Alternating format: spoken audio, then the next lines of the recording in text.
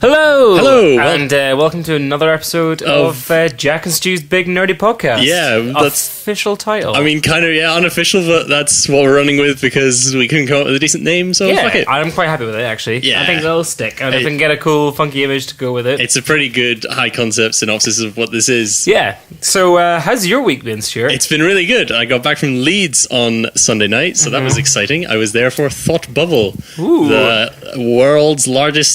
maybe the country's, I don't know, largest artist convention for comic books, so that was really cool. Yeah. And I met a lot of fancy-ass people. How's your week been? My week's been fine. I haven't really done that much. I've had like a blessed 5 days in a row off work, so I've been relaxed. Damn. And sleeping a bit too much, but hey, that's okay. I watched Life of Brian for the first time in ages last night. Really funny. It's really funny.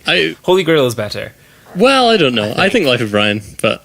Life of Brian is cool. I think it makes more like pertinent points. I think Holy Grail is just silliness. Pertinent to what? As in like it is legit like commenting on like ancient history and like the birth of Christianity and like the mania around everyone thinking everyone was the Messiah. That's fair. But yeah. That's not related to the podcast. No, sorry, that was just a little tangent about my little week. As ever, as we did last week, and for those of us who may be joining us for the first time, we're going to be doing a sort of general system of giving you guys a little bit of news in the sort of like movies and comic book and general everything we're interested in, which hopefully you'll be interested in sort of world. And then each week we're going to do a sort of like chat about what we're interested in or what we've been reading. Yeah, I think it'll usually end up being kind of like one of us having more knowledge on a subject and the other one kind of being like, oh, what's that like? Yeah, so like last week was a bit different because we did a special Just and Doctor Strange. And we're both talking about that, obviously. And but this week, how would you describe, what's this episode? So I'm going to be talking about Thought Bubble specifically, and Jack is going to be talking about China Mieville. China Mieville, who's a wonderful, wonderful novelist, like sci-fi and fantasy novelist. But I don't think there's any way you could really link those. Yeah, no, I think the point maybe is that like I don't know Thought Bubble, I don't know the convention, I don't know what you did there. Yeah. So it's almost like I'm going to be completely introduced to it. And Stuart, I know you've read The City and the City, but you don't know much more about. Yeah, I know very loosely what he looks like. Yeah, and then so I'm going to introduce you, as it were, to him. Yeah, and hopefully the audience as well. Yeah, exactly. If there is an audience, who knows? This might get listened to by exactly no one. Exactly no one, and my mum. Oh yeah, bless her. Hello. So yeah, do you want to start or shall I? On you go. Do you want to? Well, a bit of news. Yeah, let's do the news. Sorry. Have you got any news, Stuart? Not particularly off the top of my head. Other than Marvel's new solicitations. Which we could start talking about. This is a bit too specific. Solicitations, just so you know, are like the upcoming novel and comics they're going to be publishing, like specifically in collected forms. So first big bit of news was they're doing Avengers by Hickman in an omnibus format, which quite annoyed that I just collected all the OHCs. Yeah, and that we read it and it's fantastic. It's really good. But it was one of those things that, like, I remember reading it way back when in like Infinity and stuff and thinking, I should hold off on buying the hardcovers because I know this will get an omnibus, because it's the kind of story that works really well in that format where it kind of ping-pongs back between New Avengers and Avengers as two side-by-side series, and so like you get the same plot threads running through both of them, which is really cool. But it can make reading it in oversized hardcovers a bit of a nightmare. Yeah, exactly. Because like I read them all, finished them this summer, and like so. Just for those who are clear, this is the most recent run on Avengers. It's just been completed. It's been running for about 4 years. Yeah, 2011 to 15. And it's written by this guy called Jonathan Hickman, and he started off by writing two separate series, one called Avengers and one called New Avengers, which focuses on two separate Avengers teams. Yeah. One basically the Illuminati and the other your standard Avengers, as you're like led by Captain America, as you'd be expected. And the story is that there's a crisis, like DC, almost like a crisis on Infinite Earths, you could say. Yeah. I just realized there's a crisis where planets or Earths, separate Earths, different dimensions and so on, are crashing into each other, and either one is dying or both are dying, and there's a threat to our universe that's impending, and basically it's about how Captain America and his team of Avengers try to sort of figure this out and realize what's going on. Meanwhile, Reed Richards and his team of Illuminati Avengers are trying to figure out why it's happening, yeah. and also are being quite deadly secret about the whole thing. They're being very closed off. It's a wonderful, wonderful story. Yeah, very, very high concept. Runs off a lot of the threads in his Fantastic Four run from way back when. Yeah, and really expansive. Like, I've never read a comic run that's literally like beginning to end. This is a story. Yeah, like everything dies. It's like the kind of exactly. synopsis. And it just there's different events that happen through it. So Infinity, where like you see like the return of Thanos or Thanos. We ever figured out? You call him Thanos, but I call him Thanos. I switch. Thanos. Okay. I've always called him Thanos. Yeah. Anyway, that guy, the big purple guy, the purple chin. Yeah. He turns up, and then it builds up and concludes with Secret Wars. Which is kind of the relaunch of their whole universe. And so I suppose is the omnibus going to be published collecting Avengers and New Avengers? Yeah, so the first one's going to collect, I think, the first 28 issues of Avengers and 18 issues of New Avengers. That's a hefty book. Yeah, as well as Infinity 1 to 6. Oh, so fantastic! Basically, runs up to the That's end. about of it. 50 issues. Yeah, I think it's about 40. Hang on, let me count. 23 plus 12 plus 6. What's that? 35. I don't want to 41. do maths live. It's 41. 41. Okay. So. 40 issues, not big 50. Chunky ass omnibus, which that's only half of his run. So it's about a 75 issue series. Yeah, and I have just bought all of them and read them all. Yeah. I don't know. You don't think you're going to buy it again? It's tricky because it is a series I do want to reread, and I feel like the format would help it. Yeah. I don't know if I mind because maybe we should do this. I've said this before. I think we might do a special episode just on collections. Yeah. And how to collect comics. But like I don't know. I really, for some reason, I love my hardback Infinity. I just think it's really, really. I've got a hardback single issue omnibus with inverted commas. Yeah. Sort of like just the entire event, basically. Yeah, exactly. And it's really. There's something about the book collected there I really, really like with a separate cover and stuff. I don't know if I would like because the Infinity cover is amazing. It's sort of like the highlights of Thanos' face. Yeah, I remember that was the first kind of Marvel thing I bought. Like as cover art goes, it's fantastic.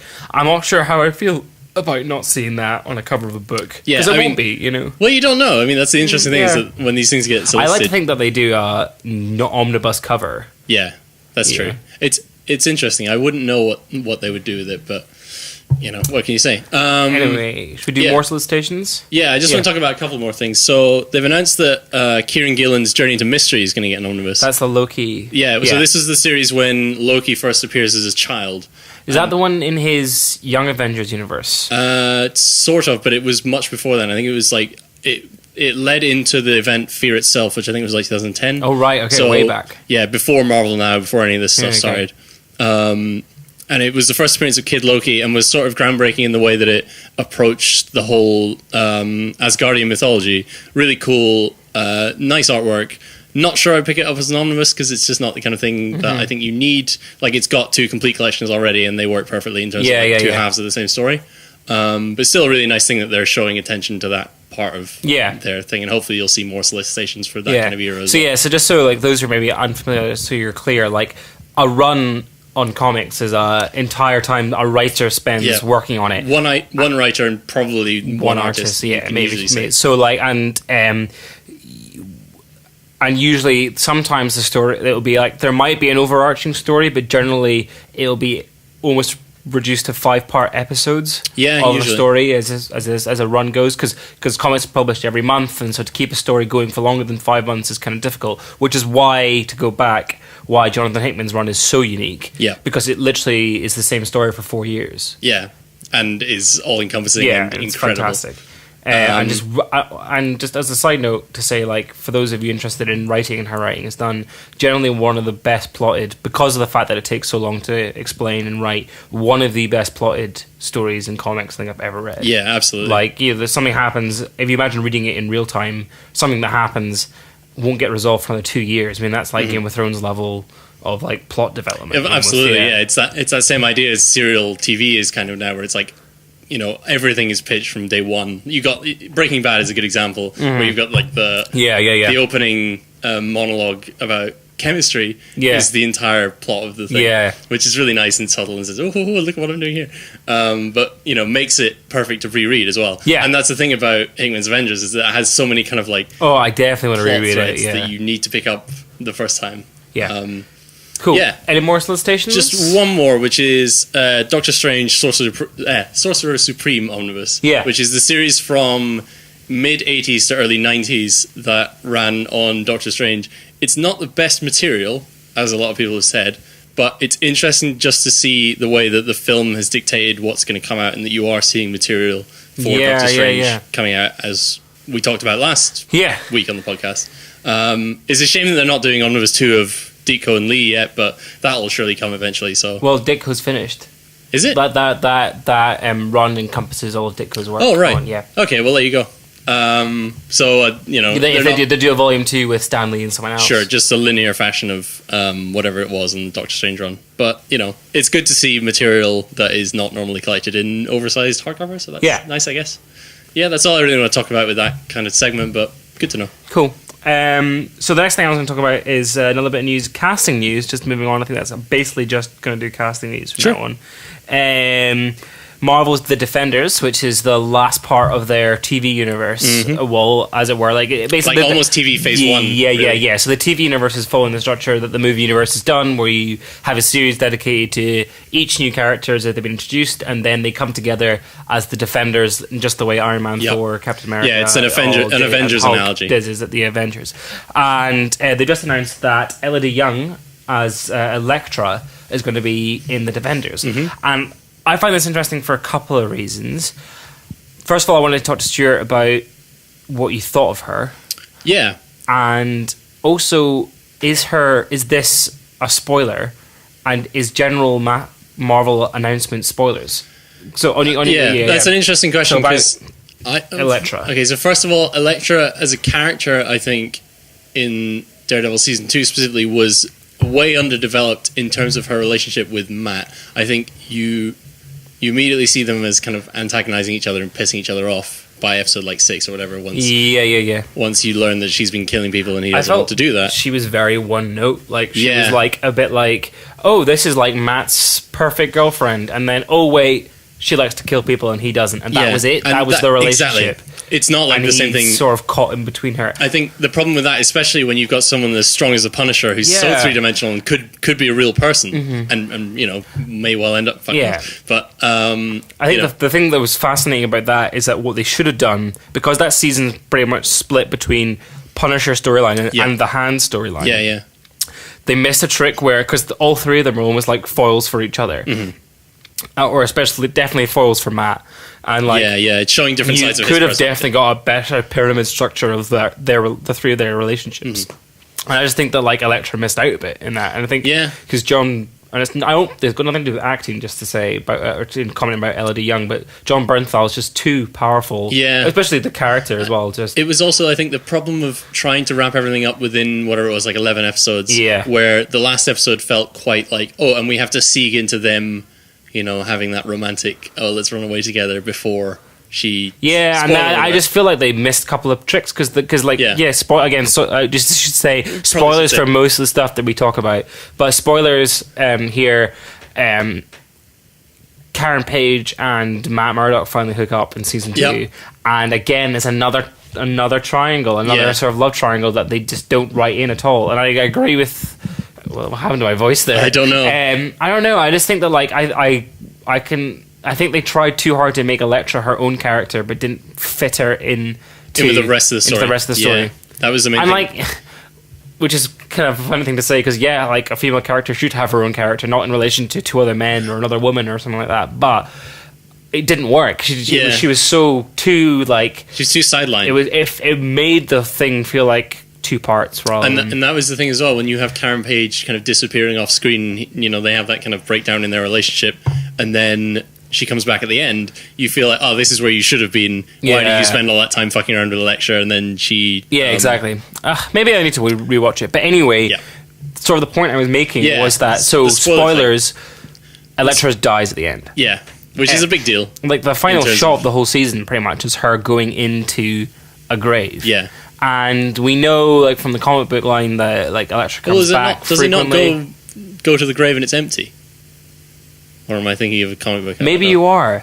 She gets buried in that Lazarus pot. Thing, which is the weirdest whatever it's ever. called. Where they clearly had to make they can bring it back to life and stuff. And And so it's not really a spoiler, but I also feel like because at the end we saw that she either was buried or she was buried with a heavy, like with a increased likelihood that she would come back. Yeah, but I swear I might be thinking of Elektra Lives Again, the series by Frank Miller and Bill Sienkiewicz. Maybe, I haven't read it. But there's a bit where it's Matt kind of from top down looking down into an empty grave that says Elektra on it. Yeah. And I don't know if that's from the TV series or I'm just confusing that with... I can't remember. I need to watch it again. But I'm pretty sure she gets put into like the pot and buried in the pot. Well, that's just a very significant motif then. For some reason assumed they'd done it. I'm pretty sure she's definitely still dead. Okay. But like, even so, like, it's very heavily implied that she's going to come back to life. Yeah. And I am sick to death of films and TV shows doing that, because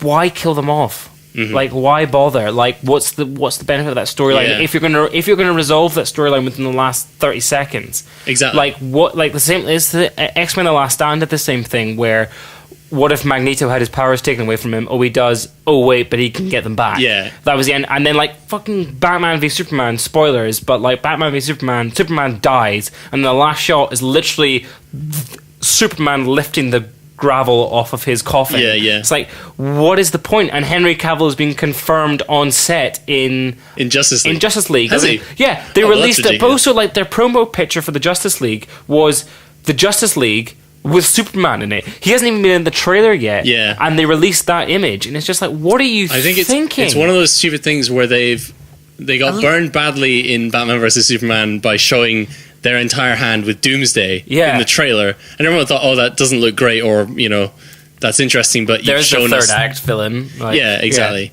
Yeah. It revealed too much, and that's the problem. And now they're trying to backtrack and say, "Oh, he's not in it." But putting him on the poster as a kind of in is ridiculous. It is ridiculous, and I just think that I hope you understand what I'm trying to say. It's just like, if your storyline is that we want Batman to be at his lowest possible point before Justice League because his most valuable asset has been killed over a contrived fight, then let me feel that. Like, let me respect that of Batman.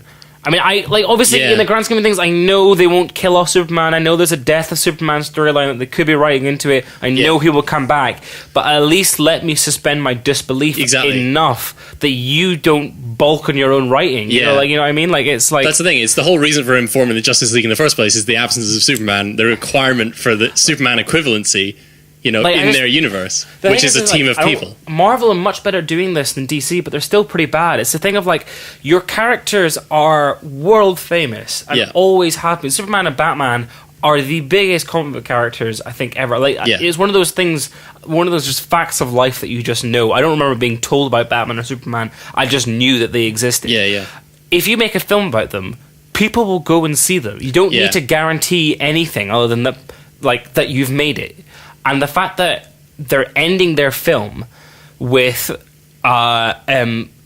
little teaser to get me back in my seat for the next one is like, you don't need to do that. I don't like this movie, but I will come back. Interesting point though. The death of Superman in the 90s, the comic book, people stopped buying Superman in droves because they thought that was literally the death of Superman. Like, that was the end. There's not going to be any more Superman comics. Well, maybe I'm just less gullible, or I haven't got enough. I know what you mean, but it's interesting that was the case back then, and now it's not in this kind of mass media society. It's a completely different thing. People are just hooked on the medium itself and not going to buy it just for the character. You know what I mean? Yeah. Like, the fact that Batman is such a big draw on his own should really bring you to the film, regardless of the fact that whether or not Superman is going to be in it to begin with. You know he's going to come back in the end. It's just obvious. But you don't have to put him in as a selling point, because he, is not that strong in this universe anyway, in terms of, good acting. It just makes me think that, Star Wars is the only one that got it right. Because they announced that Mark Hamill's... He was one of the first original cast to be announced that he was going to be in it. And they tricked us well enough with the advertising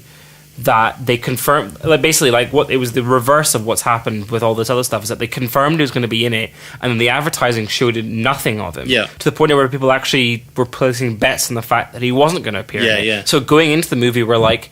Is this all a stunt, or is he in it, or is he not? And then, spoilers, he is, and you're like, "But that worked for me." 20 that was seconds, and also just seeing not necessarily Mark Hamill, but Luke Skywalker on screen for the first time, and that's why also Star Wars works better. Is because if Henry Cavill is dead, or his Superman is dead, but then I know that next year he'll be back. I won't even have time to miss him. Yeah, true. You know, it's been almost 40 years since the first Star Wars. Like, let that character just stay.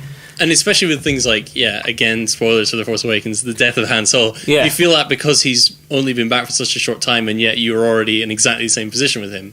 You know he's the same person that has been for the last 40 years. Yeah. And you've had that almost that image of Han Solo going off and doing his own thing at the same time as you've been growing up or whatever, since you've seen Episode 6. Yeah. He's presumably still out there in the world, and that's great. And you have that time to kind of come back to him and go, oh shit, he's dead. Yeah. That's sad. Yeah, exactly. And also, like, but generally, I just think that, like, Marvel needs to get better at its announcements, especially in terms of casting. Yeah. Especially in terms of casting for films that are coming out after films that haven't been released yet. So I think the biggest one was Hawkeye in the Avengers. Was that there was a big sort of Joss Whedon in his writing and in his in the way the trailers were cut, where you get to see the home, you get to see Linda Cardellini and his kids and so on and so forth. The whole thing is he's tricking you because you get all the sort of chat about like last time, let's do this one more time, and like he's setting him up to be killed. Like it's so obvious, and Joss Whedon is famous for killing off beloved characters or just characters in general, and then obviously he spoilers for Age of Ultron, but I mean, come on, it's been years. Ish. 3 years. Hawkeye doesn't die, and Quicksilver does. Yeah. And for really good reasons, which basically Joss Whedon was asked why he did it, and he sort of said like, well, so I introduced 2 new characters, and more often than not in war times it is the younger people who are killed rather than the more experienced one. It's a naive image to think that it's the other way around. And also he was like, I'm not going to kill off the only other female new character. So it's like all of his intentions were good, but Marvel had announced like 2 months before that Hawkeye was going to be in Civil War. And I actually think that like they shot themselves in the foot there because it took some of the stake out. Because that scene where he's at the home and so on, people hate it. They think it really, or there's not hate it, but they haven't got a really good reaction to it. It's a bit cheesy. It's a bit out of nowhere. I personally actually have a really good soft spot for it, and I reckon that I think it builds more to his character because in Avengers 1 he was really nobody. He was really nobody, but I also think that like what you're getting from it is, had Joss Whedon's trick worked, that scene would have been really sweet. You just go, oh my god, he's saying goodbye for the last time. That's another thing. Rather, what I see when he goes into the house is I go like, oh, here's a new character, and here's Linda Cardellini, who's going to probably come back in other films now, because I know for a fact that Hawkeye isn't going to die. Interesting point. That I had forgotten this, but this is another bit of news that kind of segues onto that, which is Tom Holland has been signed on for a 6-picture contract. Right. So that is another thing that you know about the Marvel Universe, is that they're setting these characters up to be repeated characters. It's very unlikely, as we were kind of talking about, I'm not sure if it was last time or the time before, that Spider-Man is going to die in his first proper film. And it's almost like knowing that they've signed these many deals is itself a spoiler that they're not going to have any... Like, they are going to have some stake and, conflict within their films, but it's not perilous. It's not mortal. I do think... Which is what you need. I do think they're getting better at it, because there's fewer and fewer confirmations for Infinity War, which I'm quite liking. Like, I don't think it's even been confirmed that Iron Man and Captain America will be in it. They will be in it, but... Well, you don't know. Yeah. Well, have you heard... The new rumor that I heard was you'll spend half the movie with 2 Avengers teams. Yeah. One of whom will be the Avengers, the other whom will be Secret Avengers. Okay. With Cap and everyone who's a fugitive. Yeah. Anyway, that could work. So that's sort of Marvel casting. I think last bit of casting, because we don't want to go on too much, I want to go on to the main topic, is Stranger Things. So Stranger Things, which we all know and love, great. Season 2 is coming out next year, and they've just added 2 pretty major stars. Major enough sort of in the same way that what's her face is. Winona. Yeah, Winona Ryder. So basically, but also like wonderfully meta-ish again. You got 2 80s stars. Yeah. So you have Sean Astin, probably most famous for Sam Gamgee in The Lord of the Rings, but also from The Goonies. Shit, so he was! Oh my god, nostalgia bomb! That's definitely going to be playing on the TV in the background of a scene at some point. Sorry, just pour myself a little bit of wine. Bit of sound effects for you there. And Paul Reiser, who you will have last seen as Miles Teller's dad in Whiplash, but that wasn't a major role. This is where I'm going to lose so many points because I can't remember his character's name, but was essentially the corporate asshole from Aliens. Yeah. He's the guy who gets Ripley back onto the planet and is the one who all the way through doesn't care about human life and is trying to get some nice sort of juicy xenomorphs cash money, to take home and make biological weapons out of. Exciting casting, I think. Interesting. It shows that they're not, not selling out, but you know what I mean. They're keeping to that line of stars you might not have seen for a while, but you know are going to be good. I just generally, because they were 80s stars and it's set in the 80s, I do think that has that nice little twinge to it. Yeah, it's like a deliberate nostalgia. It's like but also like people like Winona Ryder and Sean Astin. Obviously, we're playing people like that Millie Bobby Brown and Finn Wolfhard and all the other child actors of Stranger Things they're playing, and now they're their parents. It's there's something kind of cool about it. It's like if Daniel Radcliffe came back for a Harry Potter remake and played like Sirius Black or Dumbledore or something like that. Sure. It adds a little. It should be nonsense and it shouldn't make any difference, but it does add a slight gravitas to it and a nice sort of like significance. And yeah, you're right, for older viewers who lived through the 80s, a little bit of nostalgia and a bit like, oh, it's nice to see an 80s thing with my 80s stars. Yeah.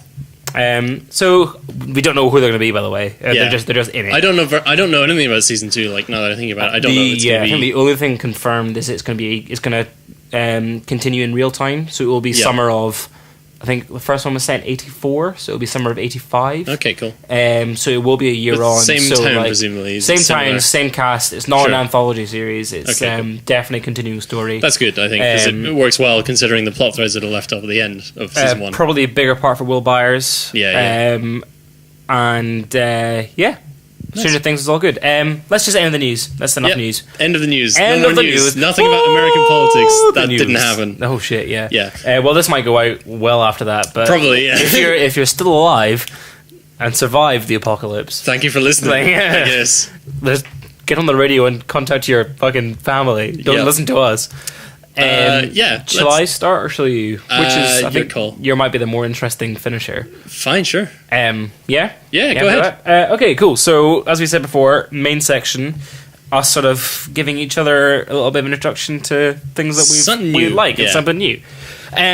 So I'm going to talk about China Mieville, who I will always get his name wrong. Who or what is China Mieville? Oh, I see. An interesting question. China Mieville is a British science fiction and fantasy writer. It's kind of hard to describe exactly who he is because he has this amazing thing where he makes a point about writing a new genre of story every time he writes a story. Okay. So, like, you see him in interviews and he says, like, because I respect the fact because it comes across as a challenge. He wants to develop himself as a writer, and so he says that if he writes a novel in a fantasy world, his next novel has to be on a space station, or his next novel has to be a romantic novel or something, because he doesn't like getting stuck into a trope of just writing the same thing. Yeah, you don't want to recycle your ideas. And obviously he has the same thoughts throughout, because his main sort of characteristics is that he's a massive Marxist. A lot of his quite cool left-wing messages and all of the stuff he's writing about. And they're all sort of like there are strong female characters, there's strong male characters. They're not defined by gender, they're not defined by things other than what you would expect a Marxist to write about, which was sort of like there's a lot of revolution talk, there's a lot of communal shit. Communist shit, talking about people working together, sort of globalization, borders, that kind of thing. Borders. I mean, I'm only saying that specifically having read The City in the City, I'll get into that a bit later. I think he's wonderful. He's a real, like, I tried to do a bit of writing myself, and he's a real inspiration to me, and I like that idea of a writer challenging themselves. I don't think it's necessary to be a good writer, but I like that sort of thing of like saying like, oh, I'm really interested in octopuses and garbage, so I'm going to write 3 novels about octopuses and garbage, but then for my next book I'm not allowed to write about them at all.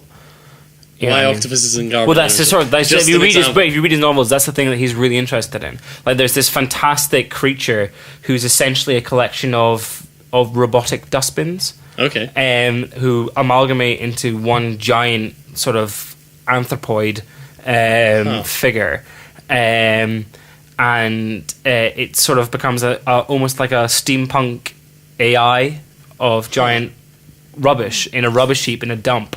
And it's just like, I remember reading it and just being mind blown. Like, his writing is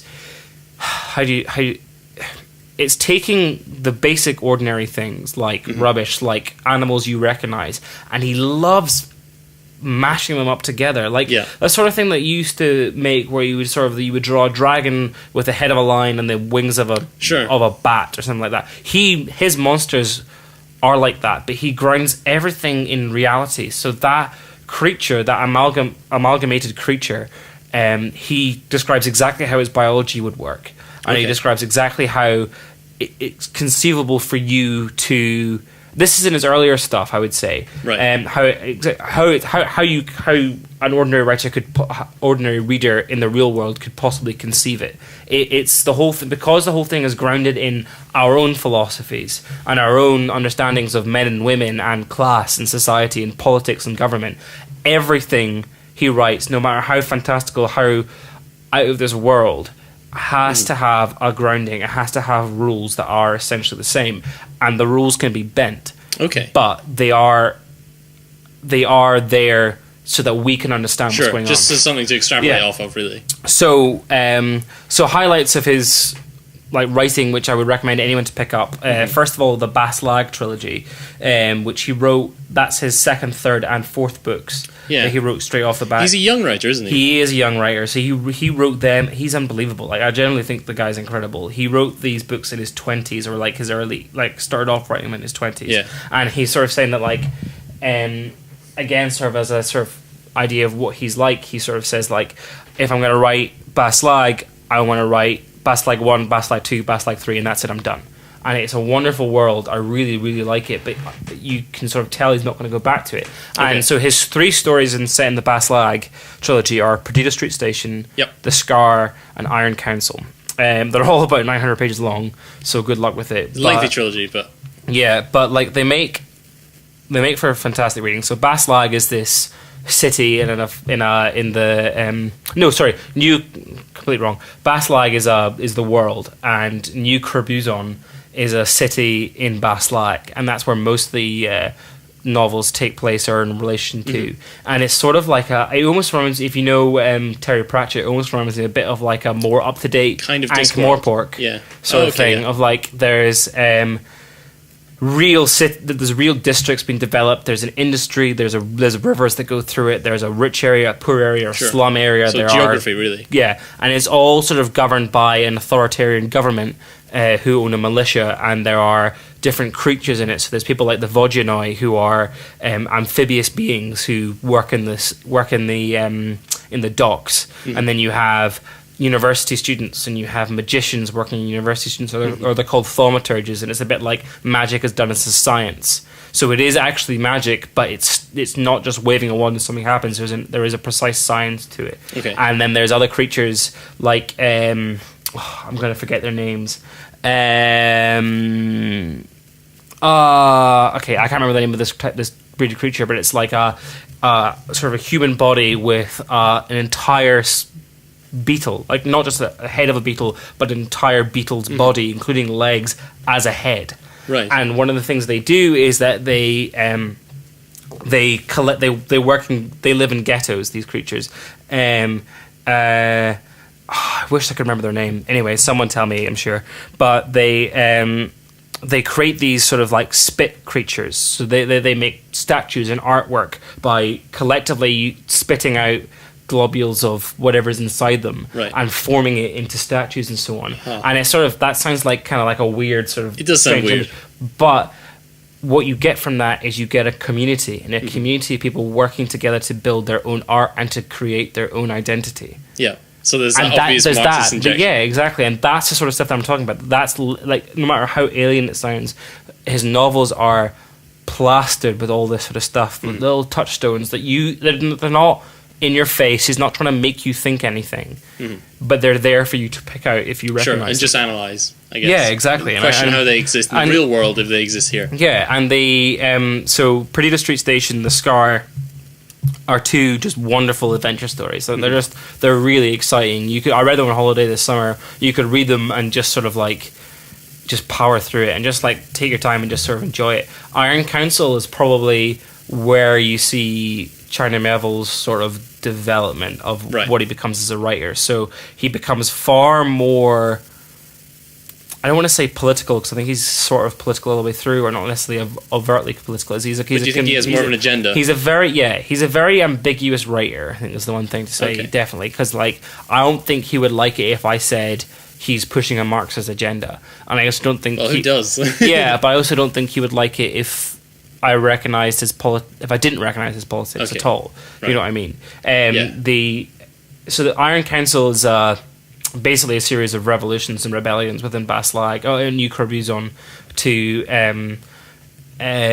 take over the government that happens in it. And it's like it's a much shorter novel, and it's much more sort of based on a history of the time. So quite a lot of the action takes place in flashback of like older generations of people who are fighting for something different and to create a utopia, and then to destroy the utopia and bring it back and save the city and so on. And it's a bit more dense, I would say. Like I don't want to necessarily spoil the books, because I think the books are more, I don't know, I think you need to make your own opinion of them all. And I think that like I wouldn't say the ending of it all, because it's just not going to be, you know, this terrible audio. It's okay. Just work your way through your idea. Yeah. Do you think it's not going to be all encompassing, or it's not going to have a satisfying conclusion, or? I just don't think I'm necessarily right about it. Okay. And I think that's the beauty of it all. It's just an opinion piece? So basically, if I was to, not without spoiling, I think my opinion is that the ending is ambiguous. Right. And I'm not left feeling like the people I'm rooting for are victorious, or the people I'm rooting for are necessarily right or necessarily wrong, or the government is They're right just the or wrong. Yeah. Like it ends with an image that's sort of like almost hopeful, I take, but not conclusive. Right. And I think that is the real skill of it all. It's sort of like I could spend days picking it apart and like weaving your way through what he's writing about. And I don't think I could come up with a satisfactory answer. But I think like if you're interested in sort of like weirdy, twisty sort of like changes on your own reality, then I think that's a really... So I'll talk about it a bit more, because I got about maybe like another 5 or so minutes, 10 minutes. Yeah, sure. He takes quite a lot of influence from H.P. Lovecraft. Right. Which, if you ever read him, he's very bizarre. Yeah.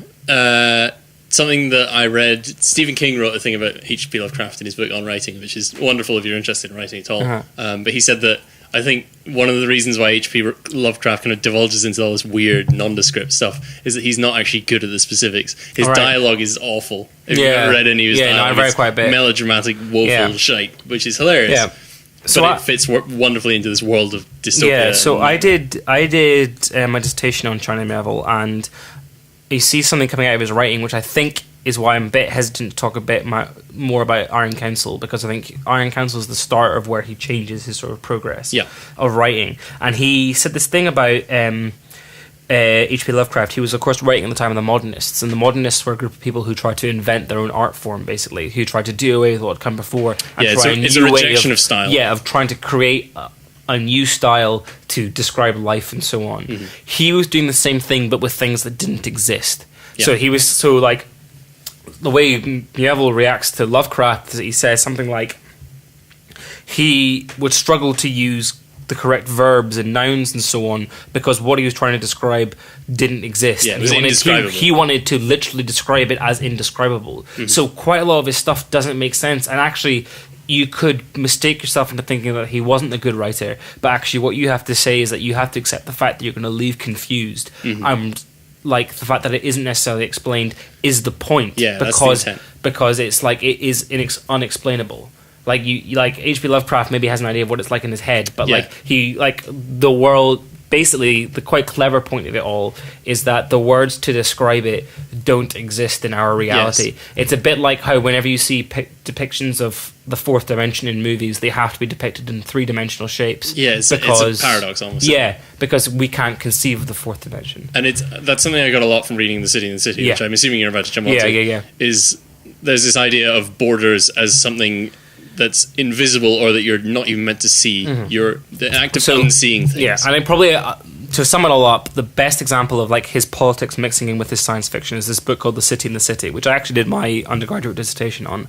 Neat. Which is that I think is probably your jumping off point for China Mieville. I would say if you wanted to get into him, give this one a go. Or jumping on point, surely. Yeah, it's a complete mindfuck, completely. So talking about his different genres, this one is his first detective story.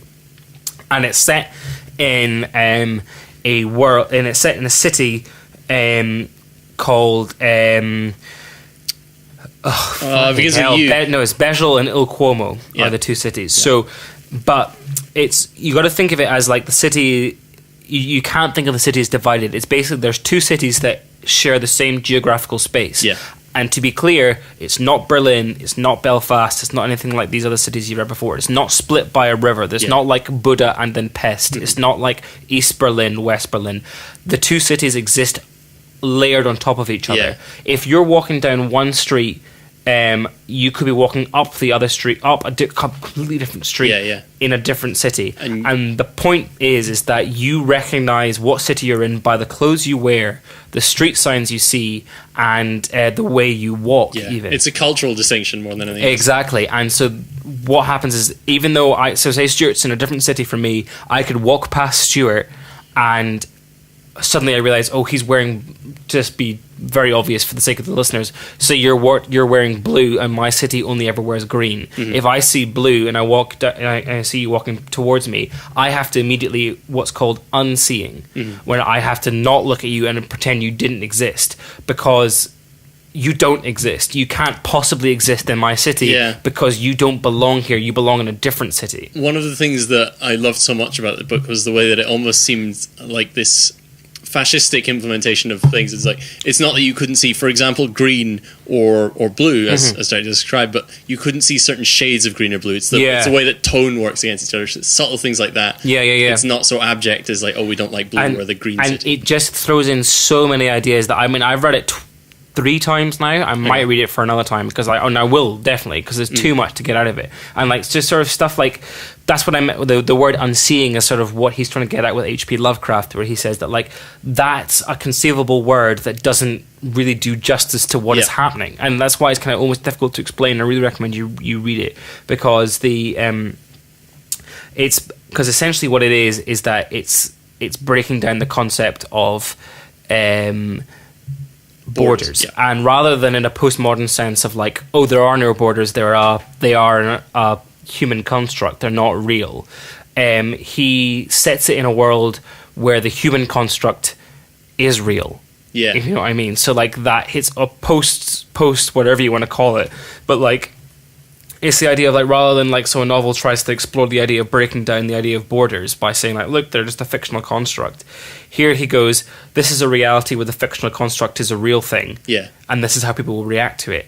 And it is nuts and it's bizarre, and the whole story takes place over like there's a woman who should live in one city, but her body ends up in another city. And there has to be an investigation where obviously he explores both sides of the city.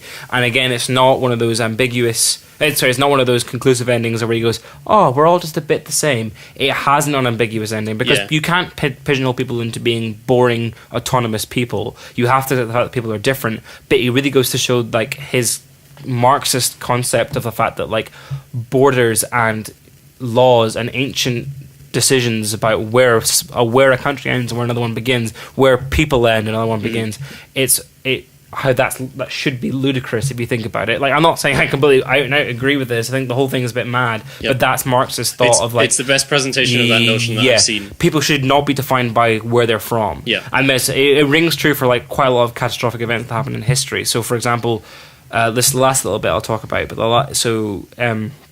the end of the First World War, Britain and the Allies divide up Europe in how how to divide and however they want. And so one of the things they do is that in Hungary they divide off what was the Austro-Hungarian Empire into separate countries, and as a result you get lines drawn through lands that separate you from your previous almost like neighbors and countrymen, and bring you up with people who you don't necessarily know or you haven't had much interaction with, who were of course Jewish people.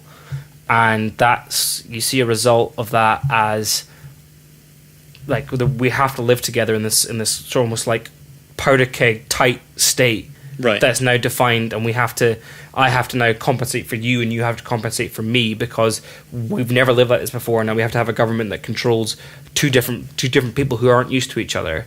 And they have to exist within this sphere, that you start to get the rise of fascism and the rise of hatred and fear of the outsider. And what he's trying to do is he's trying to explain how, like, his idea would be if there weren't any borders, if you let people move freely or accept their differences and define themselves within the world they lived in, there wouldn't necessarily be something like fascism or like the idea quite of the a prevalent message today, really. It's interesting. Anyway, China Mieville, I didn't explain it very well.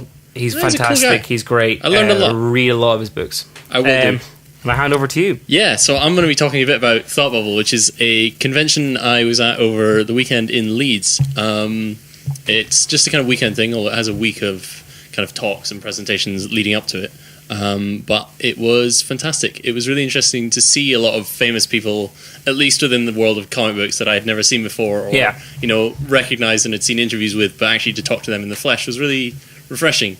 And so headliner acts were people like Ryan North, who writes Squirrel Girl, Babs Tarr, who draws Batgirl, Mike Mignola, creator of Hellboy. And really cool to see him. Yeah, he was lovely as well. It was really fun and just. I'll go into a bit more specifically about him, but Duncan Fegredo as well, his artist on probably the most significant Hellboy stories, and John Wagner for me, who's creator of Judge Dredd. And it was a kind of fantastic. During the day there were talks and films and all sorts of nerd shit in certain presentation rooms, but generally the vibe was like massive convention hall, split into 3 different areas. And they had famous people in each one, and also a lot of independent contractors and exhibitioners who had come along of their own volition, paying to be there, I presume. Which I think is nice, because it means that you go there for the headliners, the people who you know from their work, who are famous and renowned for what they do, and you meet a lot of people you wouldn't expect to be interesting, and you see people trying to like sell their stuff, really. But it's nice to see them not just riding on the coattails of the others, but actually getting a lot more recognition off the back of appearing at this convention. That's kind of cool. So it's more like, it's not like by the way, here's a convention with Mike Mignola, you can be part of that. Isn't that a great opportunity? Yeah. It's like, here's a convention for artists and comic book artists. Come demonstrate your work. He was just a part of that. Yeah, exactly. That's a really nice atmosphere. Like, just to jump in, because I've only ever been to one comic con, and I haven't been not to one that was specific to guests and so on. Like, I didn't go up to meet anybody. Or sure, it was just a geographical thing. Yeah, it was more like a merchandise thing, and a sort of like, and what came across is the atmosphere is lovely. It's so friendly, it's so welcoming, it's so much fun. Yeah, and I can just get that from this. Like, it sounds like it's like that. It's not even a trickle down effect of hierarchies. It's like everyone is here because they love art, and specifically love comic art. And they all got the same table size, and they all got the same kind of allocation of places. Sure, Mike Mignola might have had a line that went outside the door, but that's not anyone's fault. Exactly. Everyone wants to meet him because he's fucking great. That wasn't his fault or a problem that they had. It was fine. It was lovely. And I met a lot of people. One of the things that they do there as well, which I think is really significant and really interesting, specifically for British comic book people, is they have the 2000 AD writing and art competitions, where every year they have this competition to do a Future Shock, which is their kind of 6-page sci-fi horror segment of their magazine. And if you win the competition, your Future Shock gets published. Your art or your writing goes into it. Just a little side note, that's how Jason Aaron got started. Because really? If you read, not in Future Shock or 2008 but similar AD, but concept. like in Marvel, he there was something like there was a competition to write about Wolverine. Yeah. And for those of you who don't know, Jason Aaron is very famous for his Wolverine run. And he wrote a story about Wolverine, posted it off, didn't expect anything from it, and came back being like, "Congratulations, we're drawing your comic now. It's going to be published next month." It's pretty surreal, that kind of thing. And it's sort of like, but it's a really healthy industry for like, it means that there's not this kind of nepotistic wall by which companies will only hire creators who've worked with other people. I mean, sure, you can say that DC and Marvel do that to an extent, but there's always some submission through which you can get at least into the industry on a ground level. Maybe not for the company you want to work for, but it's a way in, for Christ's sake. It's fantastic and healthy. And I met Tom Foster, who is the current artist on Dread and who won it a couple of years ago and now has his own table and is doing really well. And he sketched a wee Dread for me, which was really nice, wee twee thing. But yeah, it was just really lovely to meet all these creators. I did lug about 7 stone of hardcovers down to Leeds with me, so I was walking around with half of that on my back every day. How many days were you there for? Just the weekend, so Saturday and Sunday. Right. And I managed to get it all signed, which was nice. So people like Sean Phillips signing a bunch of my hardcovers, and he did a sketch. Fatale? Yeah, he did a sketch in my copy of the Fade Out, which is really nice. He was a lovely guy. Duncan Fagredo as well. I think I was like third in line to meet him. We had a lovely chat about Grant Morrison and what it was like working with him. It's just, I think the thing I love about this sort of thing that you've been saying is that it's not even just like being starstruck and getting to meet somebody. It's like you're actually you're swapping experiences. It's not, because these guys are just like us. Like they love their movies, they love their comics, etc. And they're just as much a fan of everything as we are. Exactly, they happen to be in that industry. It's almost more of a surreal experience for them to have people come up and say, "Hi, I love what you do," than it is for you to be there and say, "I love what you do." You know what I mean? It's like a healthy two-sided relationship. And when I was in the queue for John Wagner, I stood behind a guy who had a bunch of Star Wars comics from the 90s, from something called, I think it was the Dark Empire trilogy or something like that. Yeah. Kind of obscure. Oh God, I'm not going to remember what it's called. Shadows of the Empire, that was it. Yeah. Shadows of the Empire was a comic that... not doing well for name remembering. No, I know, but there's a lot of stuff on our mind. And John Wagner wrote this thing called Shadows of the Empire in the late 90s, and I realized it was the first comic I ever read that my dad bought me. Wow. And I had no memory of the content. I just remembered the villain, because he had this kind of like peeled back hair and like a kind of ponytail, and he looked really fucking cool. And I remembered seeing this guy. I don't remember any of the dialogue or what happened in this comic, but my dad obviously bought it from me when I was like 10. Yeah. So it's unlikely that I would have. But I said to him, that must have been the first comic I ever read, and I had no idea what was going on, but I loved it. And he was like, well, I had no idea what was going on either, so like I guess we both had the same experience. So it was lovely and wonderful to meet someone that I had no idea had such a profound impact on me. Yeah. Which is real nostalgia. And he, I talked to him about Judge Dredd for a bit, and he was like, yeah, well, it's great that I can still do this, after 30, 40 years of writing the same character. I mean, it's like meeting people who are doing a job they love, and they get to, and like, that's not to say that people who work in offices or anywhere else don't love what they do, because I'm sure you have to have a passion for everything that you do, but it's just sort of like that sheer, I think the reason why they're so exciting is because I just like meeting someone who is not arrogant and is excited about you and on something that has been deemed arbitrary or silly or for childish, kids. And it's not. Mm-hmm. And here's the living proof of it all. Yeah, so I can jump off that in a couple of ways. So I went to 2 specific talks, which were conversations with Mike Mignola and John Wagner, respectively, which is them both kind of talking about their careers for an hour each. Mike Mignola said something wonderful about Hellboy, which, if you don't know, is quite a famous series with 2 films out by Guillermo del Toro. Mm-hmm. Ron Perlman plays him. Really wants a 3rd film to get made, but it's probably not going to happen. Well, might. I mean, it's unlikely. Yeah. Also, just bringing back to H.P. Lovecraft, another massive fan, big love letter to him. H.P. Lovecraft, and Victorian horror and romance stuff. Like gothic stuff. Yeah, specifically Dracula. He was talking about Dracula and being, at the dock where Dracula comes in for the first time and having this weird sense of mystery around it, which is wonderful. But he was talking about how Hellboy was a comic that he wrote really just for himself. And so when other people were interested in it and, it gained such a massive cult following, he thought, oh shit, you guys you like me. Yeah. It's not necessarily you like the character, because the character is just something that I'm doing for myself. So you're like me, you have the same interests and love of this character that I do, which is fantastic. And I thought that was really healthy to just be able to create something for yourself and have an audience appreciate it as much as I do. That's something I've sort of become more aware of. Is to sort of like, rather than trying to make a point with writing or try to break something down or be a new voice or a new character that says something, write what you want. Yeah, just and do then what you love. accept the fact that people will like it or they won't. Exactly. Because there'll always be someone like you. It's very unlikely that in a world of 8 billion people, you are unique. Like, that's the kind of tragic sentiment to say, oh, you're not unique. But, but it's nice to be able to share that feeling with someone else. Bit off topic, but I went to a writing workshop today led by Rob Drummond, who I don't know if anyone will recognise the name, but he's a Scottish playwright, and he was saying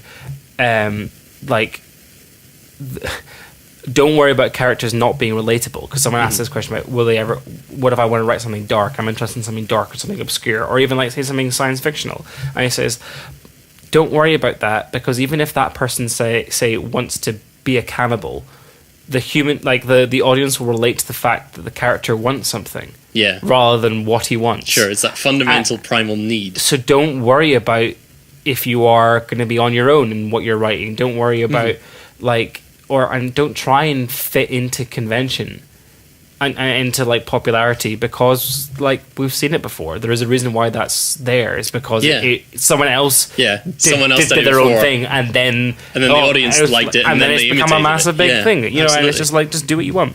Yeah. Almost on the contrary, though, John Wagner, who created Judge Dredd in '76 or some, ages ago, and is still a popular character. He never wanted to be a writer, which is the thing that stuck out to me so much. He doesn't write that many. Well, he doesn't anymore, but he wrote a lot of Dredd. Yeah. 30 years of Dredd. So, I didn't know that. I thought he wrote it and then left. No, the thing that works the most about Dredd is that it's all pretty much canon, because it's written by one guy who doesn't want to retell stories. So you find something fresh and new every week. You're right, okay. And he wasn't interested in being a writer. It was just something that he did as a job, which I thought was a really interesting kind of almost like the other side of the coin, that you can create something as significant and a cultural icon as Dredd. He was talking about how when the 90s film got made by Sylvester Stallone, he hated the film, but he couldn't rag on Sylvester Stallone too much because he helped him buy his house. Yeah. He got a settlement of $15 million for that film, just for the rights, which is madness. Yeah. Not madness, but it shows that the character is a big fucking deal to someone, presumably. Just also, shout out to the Andrew Garland movie. Alex Garland movie. Considerably better. Fucking great. Where's my number 2? Yeah, well, they're hoping to get one. Yeah, made, but we'll see. It's in the pipeline supposedly. But he was talking about how it was a budget thing for that film, the Garland film. So he got much less money, but he feels that it was a truer adaptation of the character. Oh yeah, I mean it is by pretty much all accounts. Yeah, if you do one thing this week, watch that movie. It's great. I think it's on Netflix. So just it's complete pulp kind of. Yeah, it's a simple story. It's like, have you ever seen The Raid? It's The Raid, but with Judge Dredd. Yeah, which is get to the top of this building and fight everyone on the floor. And Carl Urban's mouth is the most evocative thing in the universe, which I love so much. Also, doesn't take his helmet off. Yeah, which is great. Big deal. Sorry. No. But that's the thing as well. When he was talking about the 90s film with Stallone, he said the problem with that film specifically was that it created this kind of Dredd line, this lineage of Dredd, which doesn't exist, has never existed. Dredd works best when he's down on the streets with his hands dirty, it's punching some punk. Almost in a way he has to be a pulp icon rather than a pop icon. Exactly. He has to be on the streets, low level, scum of the earth, but you love him for that reason. Where was I going with this? I don't know. It was really lovely to see him, and for all these creators to be not just thanked for their work, but also to be thanking other people for doing their buying their work. It was a really wonderful two-sided relationship. I'm definitely going to go next year because it was so fantastic. Yeah, no, I was going to go with you, but I never got around to getting a ticket. I'm going to go. I'm more. I loved my time at my Comic-Con, but I'm more interested in writers and artists and meeting people than just straight merchandise. I think it's one of those things as well, but you'll be surprised at what you find out you liked. Yeah. What you didn't know someone worked on. For example, I met Declan Shalvey and I was talking to him about Moon Knight, which he created, and he was he was talking about how he does the backups for All-Star Batman now, which I know is written by Scott Snyder and has art by John Romita Jr. on the main stories, but I had no idea he was doing the backups, so I'm definitely going to pick that up now, because I love that so much. And his Moon Knight was like, everyone says this, but it's kind of the Marvel Batman, you know, it's the Batman story that isn't about Batman. And so to see him actually work on Batman would be really cool. Yeah, that would be cool. So and that's the thing that's just kind of great to sort of, if you see where you make an analysis of what someone's written, because clearly, like, he will be influenced by Batman. And someone goes, "Oh, hey, this is a bit like Batman. Why do you now work on Batman?" It's like that's something that doesn't work in movies. That's the only thing that works is in comic books, because the characters last forever. You know, it's almost like typecasting, but actually it's not really, because there's such a plethora of work out there. Yeah, exactly. Really, I mean, like, I think I once said that, like, comic books are basically like unadulterated fan fiction. Yeah. Oh, exactly. Yeah. You can just mash pretty much every creator and character you want. The Thing is now in Guardians of the Galaxy. Yeah, like, exactly. What is going on? I mean, that's, to me, a terrible design choice. It just proves that there's no limits in what you can do in comics in terms of these kind of universes. Interesting other point that Tom Foster, who, like, no one who listens to this will know, but if you're interested in checking out a cool new artist, kind of in the style of Brian Bolland, so that kind of like really intricate line work, really detailed, meticulous. I was talking to him about what he's got planned. He's working on Dread for another story, and then he's hopefully got something in the pipeline with DC. Oh, cool. So that's something to keep an eye out for. Right. I think that's the show, Stuart. That's pretty much it. Wow, that was fast. Yeah, it was. I think we tried to make it, because we didn't have as much to talk about, I think, on either issue. At least I didn't. No. I was very much off the cuff. I apologise. Oh, same. But that's us. I suppose just because I meant to do it last week, shout out and thanks to my flatmate Adam McCallum, who cool guy, mixes this and might be try to set up a theme for our theme song. Yeah, we have no idea what we're going to do in terms of, like, no. Okay, should we settle on the title? What? Let's do it. Yeah, right. So Jack and Stuart's Big Dirty Nerd Podcast. That sounds appropriate. If nothing else, that's episode a synopsis. 2 finished. Yep. See you guys next whenever. It might not be in a week, but who knows? At some point. Yeah. Bye. Bye.